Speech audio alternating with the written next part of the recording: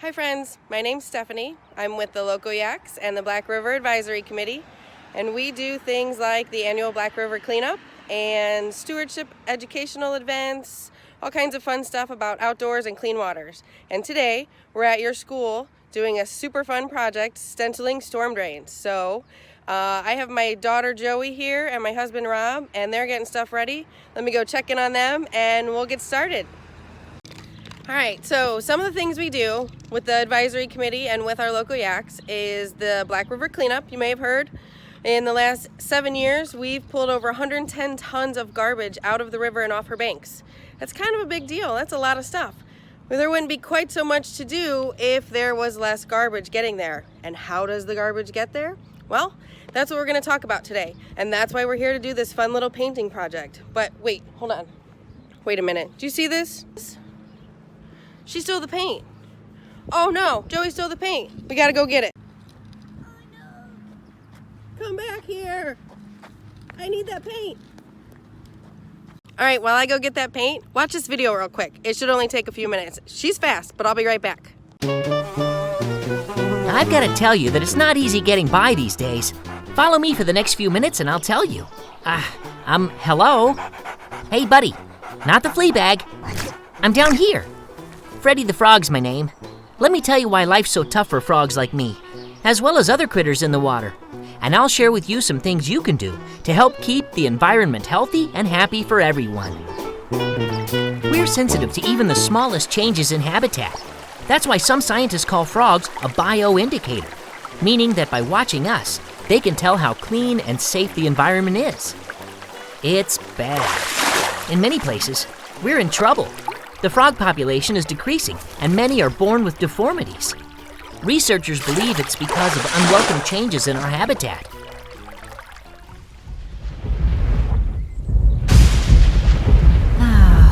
It's starting to rain. I usually love the water, but not during and after a storm. There are things that some humans do to our waterways that make me hopping mad. Every time it rains, we have to take cover. Water flowing into our lakes, rivers, and streams is loaded with pollution. Humans call it stormwater runoff. I call it a mess. And it's one of the main sources of water pollution these days. So I'm guessing that about now, you're asking yourself, what is stormwater, aren't you? I thought so. Often, when it rains, there's too much water to just soak into the ground. In the neighborhood, it could mean that extra water flowing from our yards and parks to nearby lakes, creeks, or rivers. In the city, there's just too much pavement, and the rain flows down sidewalks, streets, and parking lots. All of this extra water has to be moved along by specially built stormwater drains. And remember, all of the water that flows through it ends up where I live. And believe me, it can be gross. It's not just natural rainwater. Stormwater runoff can be filled with all sorts of nasty things. Do you think our streets are clean? When water flows down the street, it collects oil, gas, and trash. What about our yards? Are they clean? Does your family use pesticides, herbicides, and fertilizers? If so, when it rains or when you water your yard, these chemicals flow with the water down the street to a storm drain. Even dirt, leaves, and lawn clippings that flow into the storm drain can make our life miserable. When they decompose in water, they use up valuable oxygen that fish need to survive. And of course, there's the dog doo too. It can get into storm drains as well. How would you like to take a bath with dog poop? I do not. So do the right thing. Please pick up after your dog. It's one of the things you can do to make my home and your world healthier for everyone. But don't stop there. Here are more ways you can help. Pick up dead leaves and excess grass clippings. Never leave them on the street, sidewalk, or driveway. Put them back in your yard for nutrients. Or even better, learn how to start a compost pile. Using compost improves your yard or garden soil and requires less water. Read the instructions carefully when using lawn chemicals and use only what you need. When you use too much, those chemicals can end up in stormwater as well. What about your vehicles? Do they cause any pollution? Any leak on the pavement can cause toxic chemicals to go into our waterways, so make sure you fix any leaks and clean up your driveway with a proper absorbent. I got it. I secured the paint from the little nugget. Anyway, I hope you enjoyed that video. And I know you probably knew most of that stuff already, but hopefully there were a few new facts in there you were unaware of. But that's precisely why we're at your school today. We're going to be painting each of your storm drains with the Lake Erie Starts Here stencil so that you remember that whatever goes down the drain goes straight to the lake. You don't want to swim with any of that stuff that's going down the drain unless it's rain, right? Only rain down the drain. All right, one last quick review. What can and cannot go down the drain? Let's see. Rain, yes, rain definitely goes down the drain. Grass clippings and leaves should not go down the drain. What about dog poop? Nope, should not go down the drain. What about garbage? Nope, should not go down the drain. None of that should go down the drain. The only thing that goes down the drain is, yes, rain. Only rain down the drain. All right, let's go get started painting some drains.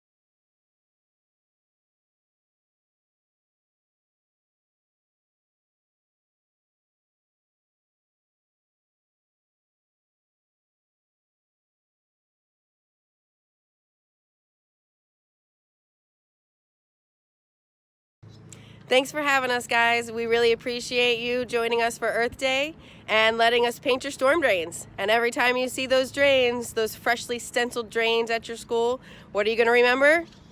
Only rain down the drain. That's right. All right, you guys have a great rest of your day. Thanks again.